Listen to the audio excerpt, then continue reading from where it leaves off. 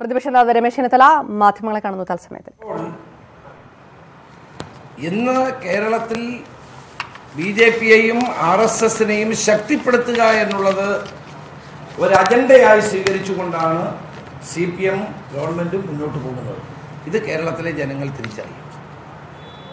ഒരു കാര്യം കൂടി എനിക്ക് ചോദിക്കാനുള്ളത്, എന്തിനാണ് ഈ വനിതാ മതിൽ സംഘടിപ്പിക്കുന്നത്? ഇതിൻ്റെ ഉദ്ദേശം എന്താണ് എന്ന് ഇതുവരെ മുഖ്യമന്ത്രിയോ മറ്റ് ബന്ധപ്പെട്ടവരോ ആരോടും സൂചിപ്പിച്ചിട്ടില്ല. ഇതിൻ്റെ ലക്ഷ്യം ശബരിമലയിൽ യുവതികളെ പ്രവേശിപ്പിക്കാനാണോ അതോ മറ്റെന്തെങ്കിലും ആവശ്യത്തിൻ്റെ പേരിലാണോ? നവോത്ഥാനത്തിന് യാതൊരു കുഴപ്പവും കേരളത്തിൽ ഉണ്ടായിട്ടില്ല.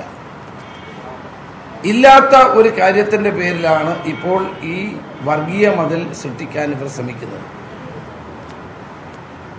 ഇല്ലാത്ത ഒരു പ്രശ്നം ഇവിടെ നവോത്ഥാനത്തിന് എന്ത് കുഴപ്പമാണ് ഉണ്ടായത്?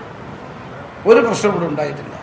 അപ്പം ഇല്ലാത്ത ഒരു പ്രശ്നം ചൂണ്ടിക്കാണിച്ചുകൊണ്ട് സമൂഹത്തെ ഭിന്നിപ്പിക്കാനുള്ള വർഗീയമായ ചേരിതിരിവ് നടത്താനുള്ള നീക്കങ്ങളാണ് നടത്തിക്കൊണ്ടിരിക്കുന്നത്.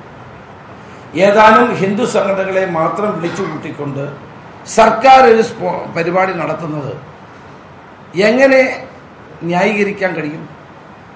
സർക്കാർ ഇങ്ങനെ ഒരു പരിപാടി നടത്തുകയാണെങ്കിൽ ആദ്യം ആലോചിക്കേണ്ടത് പ്രതിപക്ഷത്തോടല്ലേ? നവോത്ഥാനത്തിൻ്റെ കാര്യത്തിലാണെങ്കിൽ ആദ്യം ആലോചിക്കേണ്ടത് കോൺഗ്രസിനോടല്ലേ? അതൊന്നും ആലോചിക്കാതെ ഏതാനും ഹിന്ദു സംഘടനകളെ മാത്രം വിളിച്ചു വരുത്തിക്കൊണ്ട് നവോത്ഥാന പാരമ്പര്യം അവർക്ക് മാത്രമേ ഉള്ളൂ എന്നുള്ള നിലയിൽ സർക്കാർ പ്രവർത്തിച്ചത് വളരെ തെറ്റായ കാര്യമാണ്.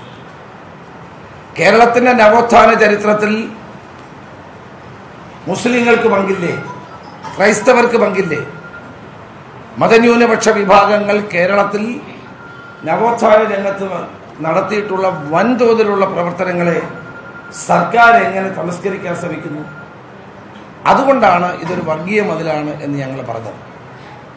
ഏതായാലും ശരി, സമൂഹത്തെ ഭിന്നിപ്പിക്കുകയും ജനങ്ങളെ തമ്മിലടിപ്പിക്കുകയും ചെയ്യുന്ന നിലപാട് ഒരു ജനാധിപത്യ സർക്കാരിന് ഒരിക്കലും ചേർന്നതല്ല. ജനങ്ങൾ അതുകൊണ്ട് തന്നെ ഇതിൽ നിന്ന് വിട്ടുനിൽക്കണം എന്നാണ് ഞങ്ങൾക്ക് അഭ്യർത്ഥിക്കാനുള്ളത്.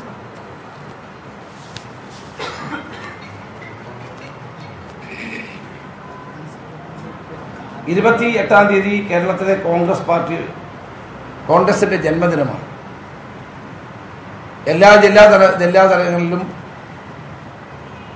അന്നേ ദിവസം കോൺഗ്രസിന്റെ ജന്മദിനം വിപുലമായ പരിപാടികളോടെ ആചരിക്കാൻ KPCC പ്രസിഡന്റ് ശ്രീ മുല്ലപ്പള്ളി രാമചന്ദ്രൻ നിർദ്ദേശം കൊടുത്തിട്ടുണ്ട്. മണ്ഡലം തലത്തിൽ മണ്ഡലം കോൺഗ്രസ് കമ്മിറ്റിയുടെ നേതൃത്വത്തിൽ എല്ലായിടത്തും പദയാത്രകൾക്ക് അന്ന് കോൺഗ്രസ് പാർട്ടി സംഘടിപ്പിക്കുന്നതാണ്.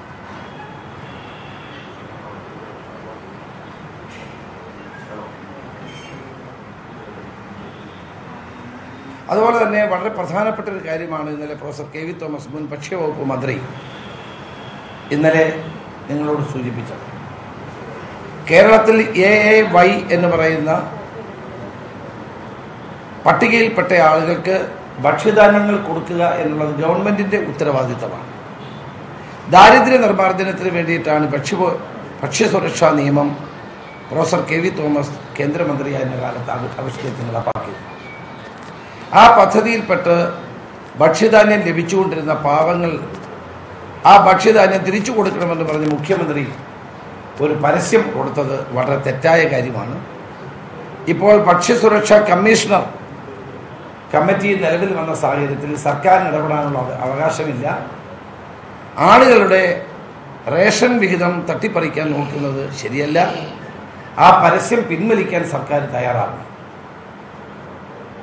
റേഷന് അർഹതയുള്ള ആളുകൾക്ക് പോലും ഇപ്പോൾ റേഷൻ കിട്ടുന്നില്ല. സത്യം, നമ്മുടെ നാട്ടിൽ അർഹതപ്പെട്ടവർക്ക് പോലും റേഷൻ കിട്ടുന്നില്ല. റേഷൻ കാർഡിനെപ്പറ്റിയുള്ള പരാതി തീർന്നിട്ടില്ല.